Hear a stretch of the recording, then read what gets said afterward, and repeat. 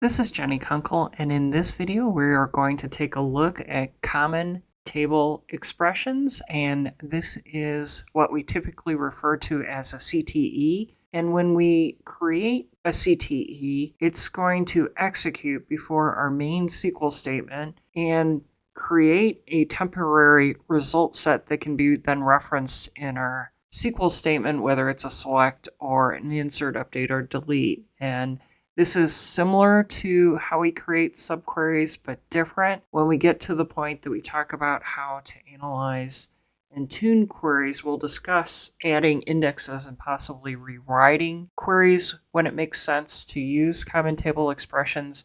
I've had really good success in the past with tuning queries when adding an index wasn't the best course of action, and the query needed just to be rewritten and could be tuned with a CTE to force a specific index to be used on a really large table. And this was one of the means that we could use to improve a query's performance. I have a lot of experience with them. In fact, they're fun to write. So we have this with statement. So anytime we have a with clause, and a lot of people will just call them with statements instead of a CTE, especially on the Oracle side, but this is a with clause that we provide a user-defined name that we want to refer to the CTE later within our SQL statement, and then we go ahead and create our select statement from within our parentheses. We're essentially using the as clause, and unfortunately this time it's not optional. We need to put the as in, and we can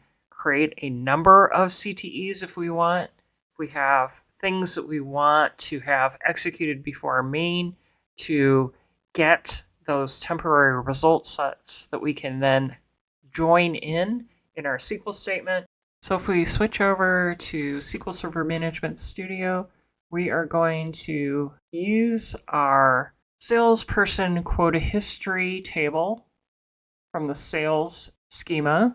And this is going to have the business entity ID, the quota date, the sales quota, the row good and modified date. If we just kind of take a peek at what's in that table to get more of an idea of the data there before we start, let's go ahead and do that. And this is going to be from the salesperson quota history. When we execute this, and just take a spot glance at it, we can see that business entity 274 has several quota records for 2011. And if we wanted to get a comprehensive picture for 2011 for that salesperson, we would need to summarize the sales quota to get their quota. So we're going to do that as part of our first CTE. And when we start with our first CTE, we are going to start with that with, and then we are going to provide some type of user-defined name. I usually like to make them pretty descriptive so we can understand what it's going to do. So this is going to be the salesperson quota per year. We need to put in our as, and then we can go ahead and specify our select statement. And in this case, I'm going to tab in my from statement. I also want to pick up my business entity IDs since that's going to be the person. So I'm going to select that. I also want to only get the year of that quota date. And I can do that using the year function and just passing in the quota date. And we'll name this quota year. Then if I go ahead, tab in, go to the next line, I also want to sum up the sales quota for that user and year. So this is going to be sum sales quota, and I'm going to name this total year sales quota. We also need to use a group by, and this is going to be group by business entity ID, followed by our function here. I'm just going to copy it down. It won't recognize the alias. And essentially put in the ending parenthesis for the CTE. And once I do that, If I had a second one, I would put in a comma and then I would give it the name of the CTE and start again. But in this case, we're only doing one to start with. We'll change it up in a little bit, but we can go ahead and just select the results from that CTE. We can treat it just like a table. I'm just going to copy and paste it down below, and I can go ahead and run that query. Once I do that, I can see my totals for my sales. I can see that I have only one record for 274 for 2011. I might want to go ahead and order out the results to make sure that that's the case. So I can order by my business entity ID and my quota year. When I do that, I have it coming up, and I can see that I just have one record for 2011. I have one for 12, 13, and 14 for 274. That's essentially what I want. I'm going to go ahead and add my fields in. So this is going to be business entity ID and quota year, followed by total year sales quota. Now I want to join this with the person table because I want to introduce the salesperson's full name, and I can do that by doing an inner join on the person.person table. I'm going to call this P, and I'm going to go ahead and alias this one as Q, and then I want to join it on the Q.businessEntityID equal to the P.businessEntityID. I also need to indicate where I'm going to get this out of. This is going to be Q. I'm just going to go ahead and alias all my fields to be very explicit. This is going to be Q, and this is also going to be Q. Now I can add in my salesperson ID. I probably want to place it after the business entity ID if I'm trying to understand and put the data together. It makes sense if it follows the actual employee's ID, and I can use my person.firstname and concatenate it with a space, and then also p.lastname. I want to alias this as full name, and I'm going to move this to the next line. So if I run this query, I should have back the results of my CTE. So it's going to execute that first, get the result set, and then once it has that result set, it's going to join that temporary result set in with my person.person, and then we can get back our result set that is going to be what we see below. So that's all good, but now we want to go ahead and add in our second CTE. It's going to be using the sales data. So we have our sales data here. We're going to use our ship date as a year. They're not going to get credit for the sale until it actually ships. We also want to bring in the salesperson ID because that's the salesperson, similar to the business entity ID. And then we also want to bring in the subtotal. We're not going to give them credit for the tax amount and freight that gets added to that total due. We just want to give them credit for the subtotal. So if we decide that we want to add the second CTE, we're going to put a comma after the first CTE, and then I'm going to start with whatever I want to call the second one, and maybe this is going to be salesperson, sales per year. Next, I'm going to put in the as, and then I can start with my select statement. And in this case, I have my salesperson ID, and I'm going to go ahead and put in my from statement as well. This is going to be from sales.salesOrderHeader. Once I do that, at least the salesperson is going to resolve. I also probably want to maybe tab in these things just a little bit more, so I have some visual between the different CTEs. So I have this one standing out and this one standing out. And I'm going to then come in and add yet another field here, and this is going to be my year, and this is using that function. I'm going to put it in capital to be more specific so it's apparent that that's a function, and this is going to be using the ship date. We'll call this ship year. I'm going to go to the next line, and this is going to be summing up the subtotal. and we'll call this shipped subtotal. Now I want to finish off this CTE, and one of the things that I have to know is when I look at my salesperson ID, it is nullable. So there's a possibility that I could have a salesperson ID in the table that's null. We don't want to include that in our results. So I'm going to add a where clause that's looking for salesperson ID where it's not null. Then I also need to group by, and I'm going to use my group by statement. This is going to be on the salesperson ID, followed by my year function for my ship date. Copy that down. And then I'm going to put my ending parenthesis in for my CTE. So I have two CTEs now.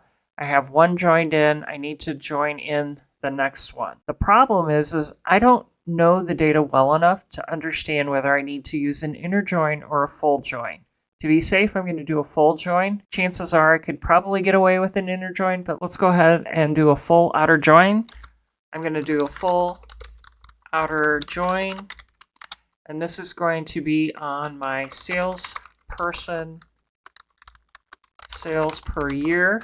So this is on my CTE, and I'm going to alias it as S. Now, when I want to do this, I need to look at what I currently have. I have my business entity ID and I have my quota year, and I want to add the sales based off of the business entity ID and that quota year. So where my ship year is equal to that quota year and my business entity ID is equal to that salesperson, I want to include the results on that record. And I can do that with qualifying not only on the business entity IDs, so we have our Q.business entity ID. We're going to set that equal to our S.salesperson ID, and we also want to join it on our Q.quota year equal to our S.ship year. Now if I go ahead and execute this, I can see that I have 2011, 2012, 2013, 2014 for my quota year, but I didn't add it to my results set, and I probably want to do that. So this is going to be S.shipped subtotal. Now when I execute this query, I should see that I have for the first year a comparison, I have a second year, then I could potentially add a where clause that's going to then determine whether I met my quota or I didn't. And I can put in where my S.shipped subtotal is greater than my Q.total year sales quota. So they exceeded their quota. Maybe we want to see meets or exceeds. We can put in the equals. And this is going to give me the list of those people that met or exceeded. So we can see here that we have a ship quantity greater than our total year sales quota. We can also change that condition and see who didn't meet their quotas as well. So we can add those filter conditions as well. So that's using a CTE. We are going to flip over to Oracle and we're going to take a look at one there. Now in SQL Developer, we're going to use our HR schema. We have a combination of tables that we are going to look at. We have our departments, our countries, our employees, and our locations. And we want to get, for our CTE, the count of all employees in departments. Okay, so I'm going to start with my statement. This is going to work exactly the same way. So this is going to be employees by department, my user-defined name that I'm creating, using my as, and then I'm just going to start coding my select statement. And I'm going to be selecting my department ID, then my count, and I'm going to call this total employees per department. Going to do this from the employees table, and I'm going to group by. I don't know where I got that in there. Probably don't want that there. And department ID. Now that's my CTE. I need to do a select here, and I just want to take a look at what I'm getting back. So this is going to be my employees by depth that I'm querying, my temporary result set, and I can see that I have an department ID of null. Maybe we want to exclude that from our CTE.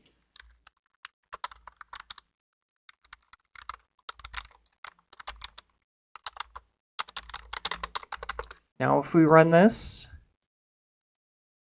we have everything without that null value there. And the next thing that we want to do is we want to go ahead and get some of our department information. So we have our employees by department.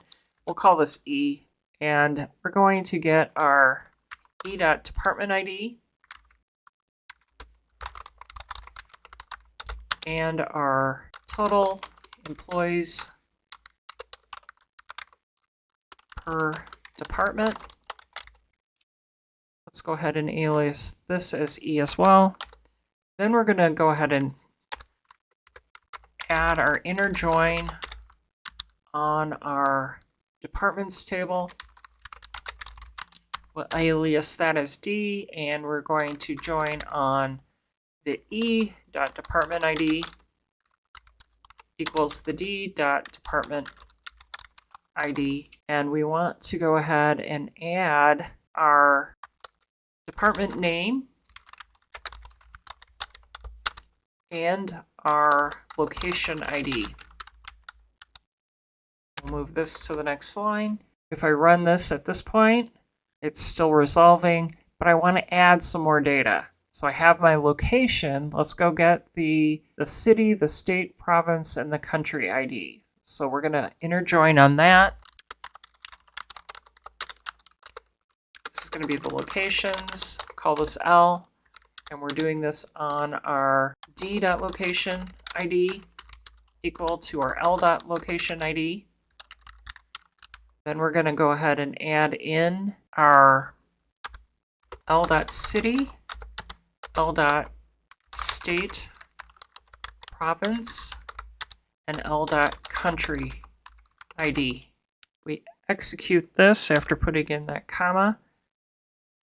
This is going to give us some of the information here, but we still want to go ahead and get the country name instead of just having the country ID. So we have one more table that we need to join to get that country name, and this is going to be where we can go ahead and do an inner join on countries.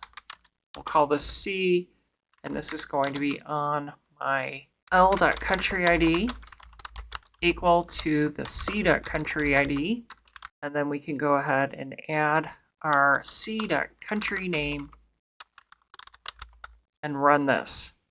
Now when I look at this, I don't necessarily have things all in the same order like how I would want it to be. I can always add my order by. And maybe in this case, I want to order by the country name, followed by the state province,